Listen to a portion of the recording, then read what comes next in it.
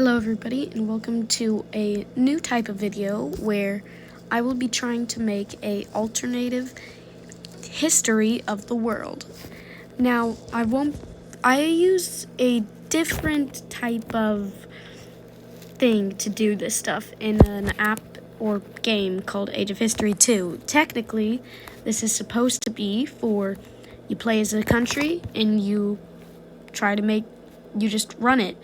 But you can also go into editor, and I use it to make alternative scenarios. So in this video, you'll be seeing a history. So in this video, you will be seeing an alternative history of the world, starting in 1936, where there will be a lot different, and most importantly, this one is an Axis victory. Alright, now let's get on to the video. So of course, the first things that will happen are the German annexation of Austria. And also, what I'm going to be adding is Italy is a lot stronger in this one. So Italy's actually, they're just not weak. They are not using World War I stuff, and they just know that in this one, they're going to be doing a lot better. And I'm going to be starting the Italian invasion of Ethiopia. I don't know if this is too early or but right now it's just starting, and this will be going on for a minute while we look over at Japan. Now, first I'm just going to clean up and remove all of this.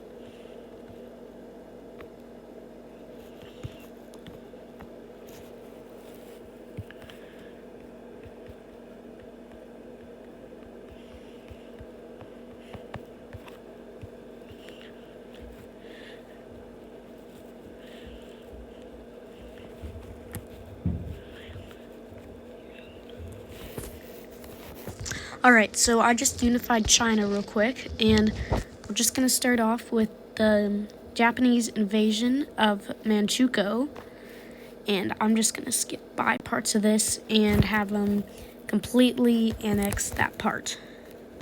And now the Japanese-China war will begin.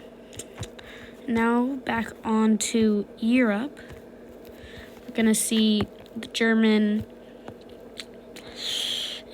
not actually invasion, that won't happen yet, but I'm just gonna skip to that because not much happens after they do. Anyway, so they annex Czechia and they make a puppet out of Slovakia, and eventually Hungary gets like this part of Slovakia. I don't know why, but I'm just gonna add that right now. Alright, and now we're gonna move on to the invasion of Poland, where, of course, we know Germany just marches in. Invasion goes a bit different. They push a lot farther before the Soviets push in, and the Soviets will not be getting as much territory from this too. Most of modern day, all of modern day Poland will go directly to the Germans, while everything else will be going to the Soviets. And of course, they will annex Danzig. Alright, well now World War II has started, and I'm just gonna quickly rush on to the part where the Italians rule over Ethiopia. And now that we have the Second World War beginning, while the phony war is going on, I'm going to fast forward to what's happening in China, where Japan has taken this like peninsula,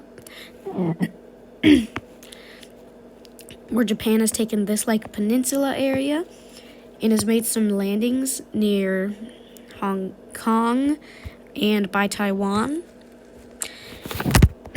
and another landing in Shanghai. And I'm just going to connect this and make it a bit wider. Okay, now I'm going to look at the phony war that's happening while the Germans march into Denmark and Norway. Now, it's hour 5, and it's hour 6. All right.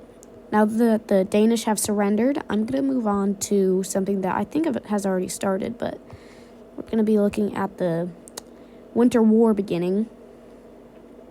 And it goes a bit goes a bit better for the Soviets this time around, and they pushed about this far before it's stalemated.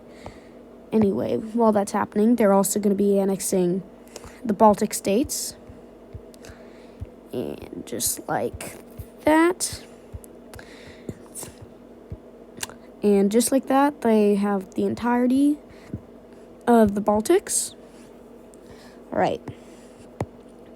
Now we're going to see the Germans have a few naval battles with the Brits over here, but eventually they make a landing. With the Finnish military access, they also are able to capture the northern part, and eventually, after the capture of Oslo, Norway is gone.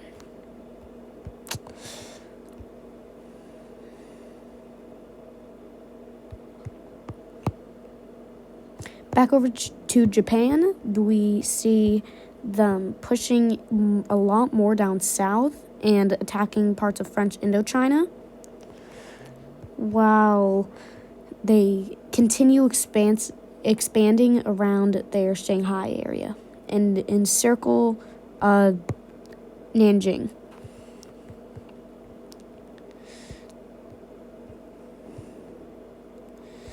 All right, now that Norway has been taken, we all know what happens next.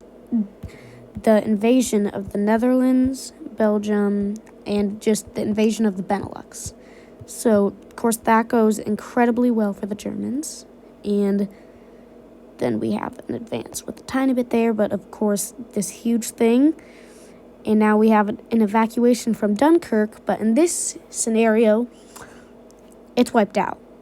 The evacuation is a failure, and that's going to be a huge blow for the French and British armies. Now, after that, we know that the Germans marched into France, and we also see the Italians push into and take a lot of land as well. Like I said, in this world, the Italians are actually incredibly strong. And eventually, Paris is captured. They take parts of Brittany, and the French surrender. They are replaced with Vichy France.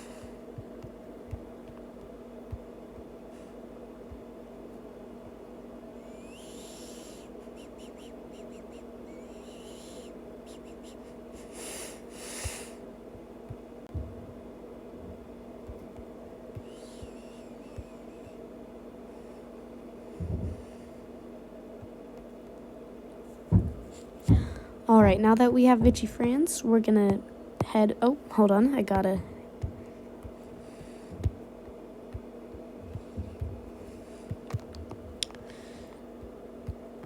All right, now that we are done with Vichy France, we will be looking at what's happening down in the African colonies.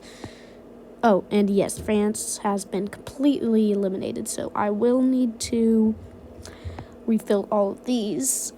Where in this, actually, most of the French colonies, I'm just going to add the capital in Algiers, most of the French colonies actually go Nazi. And yeah, most of the colonies go Nazi, and or either that or they don't fight at all, which actually is the most of them, but I'm not going to color all of this in until the peace treaty, but just know none of the African colonies are fighting like they did in real life. It's just mainly Italian colonies versus British now, where we see the Italians make huge push and even capture Alexandria and parts of the Nile River, as well as some success in Somaliland and a push into Kenya. Now back over to Japan, we see massive success with their entire coast being stripped away. But now we're going to see the Japanese kind of giving the Chinese a peace deal. But one problem, also they annex all French Indochina, I'm just going to say, is that the Chinese don't accept because it is a huge one. And also, now we will see a little attack on the Philippines, but that's owned by the United States. What's happened over there? Bombing of Pearl Harbor. And now the United States is officially in the war, but Germany does not declare war on the United States, and United States is strictly fighting Japan. I'm also going to update the time. The year is now 1941.